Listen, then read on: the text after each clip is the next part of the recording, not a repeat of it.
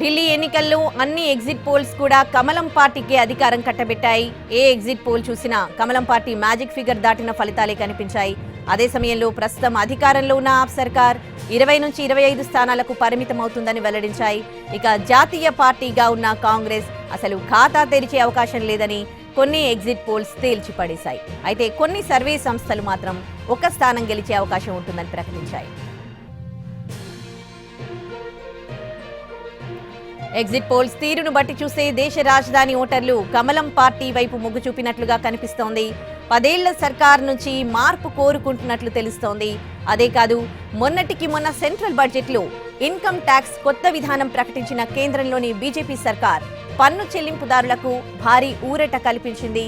అంటే కమలం పార్టీ మంత్రాంగం ఢిల్లీ ఎన్నికల ఫలితాల్లో ప్రతిబింబించినట్లుగా కనిపిస్తోంది.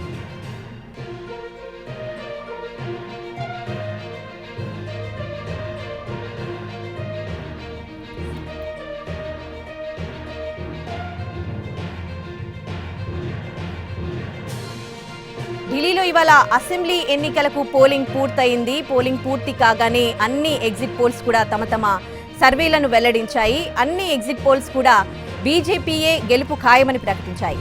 ఇక పూర్తి డీటెయిల్స్ ని మా ప్రతినిధి రాజు ఫోన్లో అందిస్తారు. రాజు, ఏ విధంగా చూడాలి ఈ ఎగ్జిట్ పోల్స్ ని? ఎందుకంటే గతంలో ఇంతకు ముందు జరిగిన ఎన్నికలను చూస్తే అప్పుడు కూడా అంటే అంత మొత్తం కూడా తారుమారైపోయాయి. మరి ఈసారి ఈ ఎగ్జిట్ పోల్స్ అంచనాలు ఏ విధంగా చూడాలి రాజు?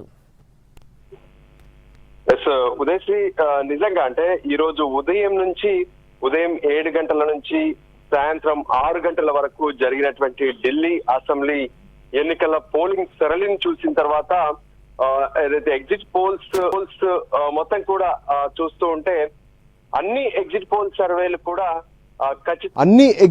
సర్వేలు కూడా ఖచ్చితంగా బీజేపీనే గెలిచే అవకాశాలు ఎక్కువగా ఉన్నాయనే విషయాన్ని స్పష్టం చేశాయి. అంతేకాదు, దీనికి సంబంధించి ఏదైతే అంటే గత 10 ఏళ్లు కంటిన్యూస్ గా అంతకుముందు కూడా కేజ్రీవాల్ అధికారంలో ఉన్నారు. మొత్తం 12 ఏళ్ల పాటు ఢిల్లీలో కేజ్రీవాల్ అధికారంలో కొనసాగినటువంటి పరిస్థితి కనిపించింది. సో ఈసారి కేజ్రీవాల్ పార్టీకి సంబంధించి ఎలా ఉండబోతుంది ఏంటి అనేది కొంత ప్రిడిక్ట్ చేసినప్పుడు ఏదైతే వివిధ సర్వేలు ఇచ్చినటువంటి సమాచారాన్ని వాళ్ళు ఇచ్చినటువంటి రిపోర్ట్స్ కనుక పరిశీలిస్తే మొత్తం కూడా అంటే అన్ని సర్వేల్లో ఒక సర్వే మాత్రమే, మాట్రిజ్కి సంబంధించినటువంటి సర్వే మాత్రమే 32 నుంచి 37 స్థానాలు గెలుపొందే అవకాశం ఉంటుందని చెప్పగా మిగతా అన్ని సర్వేలు కూడా క్లారిటీగా ఏదైతే కేజ్రీవాల్ సంబంధించినటువంటి ఆమ్ ఆద్మీ పార్టీ 31 స్థానాలను మించే పరిస్థితి లేదని చెప్పారు. సో ఢిల్లీలో ఉన్నటువంటి మొత్తం 70 అసెంబ్లీ స్థానాలను మ్యాజిక్ ఫిగర్ గా చూస్తే 36. సో ఆ 36 గెలిచేటటువంటి పరిస్థితి లేదనే విషయాన్ని స్పష్టంగా ఏదైతే సర్వే సంస్థలు స్పష్టం చేసినటువంటి పరిస్థితి కనిపించింది. కానీ బీజేపీ మాత్రం వాస్తవానికి ప్రస్తుతం ఉన్నటువంటి అసెంబ్లీలో బీజేపీ మొత్తం 8 స్థానాల్లో గెలిచింది. కానీ ఈసారి మాత్రం పూర్తిగా ఢిల్లీ అసెంబ్లీ ఎన్నికల్లో పూర్తి స్థాయి వృద్ధి రేట్లో కనిపించిందని చెప్పుకోవచ్చు. అన్ని సర్వే స్థానాలు ఇచ్చినటువంటి రిపోర్ట్స్ లో 35 నుంచి 39, 40 స్థానాల వరకు కూడా గెలవచ్చు అనే విషయాన్ని స్పష్టం చేసినటువంటి పరిస్థితి కనిపిస్తుంది. అయితే ఈ విషయాల వెనుక చాలా కారణాలు స్పష్టంగా కనిపిస్తున్నాయి. మరోపక్క కాంగ్రెస్ పార్టీ మాత్రం చాలా తక్కువ స్థానాలకు అంటే 1, 2 లేదంటే 3 స్థానాలకు గెలిస్తే గెలవచ్చు అన్నట్టుగా మాత్రమే సర్వే సంస్థలు స్పష్టం చేసినటువంటి పరిస్థితి కనిపిస్తుంది.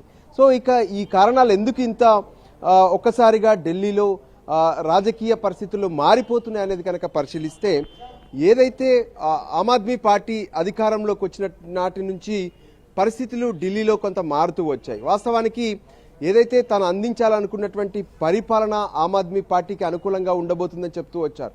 మొదటి 5 ఏళ్లు బాగానే కనిపించింది. ఆ తర్వాత ఎప్పుడైతే మళ్లీ గెలిచిన తర్వాత తన పార్టీని విస్తరించినటువంటి క్రమంలో కొంత ఢిల్లీపై ఫోకస్ తగ్గిందా, లేదంటే ఢిల్లీలో ఉన్నటువంటి ఓటర్లకు ఇక్కడ ఉన్నటువంటి ప్రజలకు అనుకున్నంత స్థాయిలో ఆమ్ ఆద్మీ పార్టీ ఇచ్చినటువంటి హామీలను అమలు చేయడంలో కొంత విఫలమైందని చెప్పుకోవచ్చు. ఒక ఫ్రీ కరెంటు, ఆ తర్వాత ఉచితంగా ఇచ్చేటటువంటి నీటికి సంబంధించినటువంటి విషయాల్లో మాత్రమే పూర్తి స్థాయి సక్సెస్ అయ్యారు. కానీ ఢిల్లీలో ఎన్నో ఏళ్లుగా పేరుకుపోతున్నటువంటి సమస్యలు కనిపించాయి. ప్రధానంగా వాయు కాలుష్యం మాత్రం ఢిల్లీలో ఉండాలంటేనే భయపడే పరిస్థితికి జనాలంతా కూడా వస్తున్నటువంటి పరిస్థితి కనిపించింది. సో వీటన్నిటినీ బేరీజు వేసుకుంటున్నటువంటి జనం మరి ఎందుకు వీటన్నిటి విషయంలో కేజ్రీవాల్ సరైనటువంటి నిర్ణయాలు తీసుకోలేకపోతున్నారనే విషయం పైన కూడా చర్చ జరిగింది. అదే సమయంలో ఢిల్లీలో ఉన్నటువంటి యమునా నది సంబంధించినటువంటి వ్యవహారం, ఢిల్లీలో ఉన్నటువంటి యమునా నది పూర్తి స్థాయిలో కాలుష్య కూపంగా మారిపోయినటువంటి పరిస్థితి కనిపించింది. సో ఈ నేపథ్యంలో అభివృద్ధికి సంబంధించి రోడ్స్ కావచ్చు, మిగతా విషయాల్లో కూడా కేజ్రీవాల్ ఎటువంటి నిర్ణయాలు తీసుకోలేకపోయారు. ఎందుకు తీసుకోవడం లేదని చెప్పి ప్రజలు అడిగినా, అంతేకాదు మీడియా అడిగినా తనకు బీజేపీ అంటే సెంట్రల్లో ఉన్నటువంటి బీజేపీ అడ్డొస్తుంది, అంతేకాదు లెఫ్టినెంట్ గవర్నర్గా ఉన్నటువంటి వాళ్ళు తనను ఏ నిర్ణయాలను తీసుకొనివ్వట్లేదనే విషయాన్ని కూడా కేజ్రీవాల్ స్పష్టం చేసినటువంటి పరిస్థితి కనిపించింది. అదే సమయంలో కేజ్రీవాల్ ఏదైతే ఢిల్లీలో అమలు చేసినటువంటి కొన్ని విషయాల్లో, కొన్ని పథకాల్లో స్కాములు కూడా వెలుగులోకి వచ్చాయంటూ అవి కూడా కొంత కీలక ప్రభావం కనిపించింది. ముఖ్యంగా ఢిల్లీకి సంబంధించినటువంటి లిక్కర్ స్కామ్లో కేజ్రీవాల్తో పాటు డిప్యూటీ సీఎంగా ఆయన హయాంలో పనిచేసినటువంటి మనీష్ సిసోడియా కూడా అరెస్ట్ అయి జైలుకు వెళ్లాల్సినటువంటి పరిస్థితి కనిపించింది.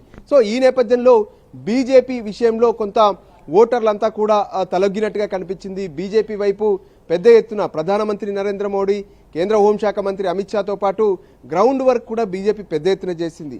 సో ఫైనల్గా కొంత బీజేపీ వైపే ఓటర్లు మొగ్గరనే విషయం సర్వేలు స్పష్టం చేస్తున్నటువంటి పరిస్థితి కనిపిస్తుంది. ఉదయశ్రీ.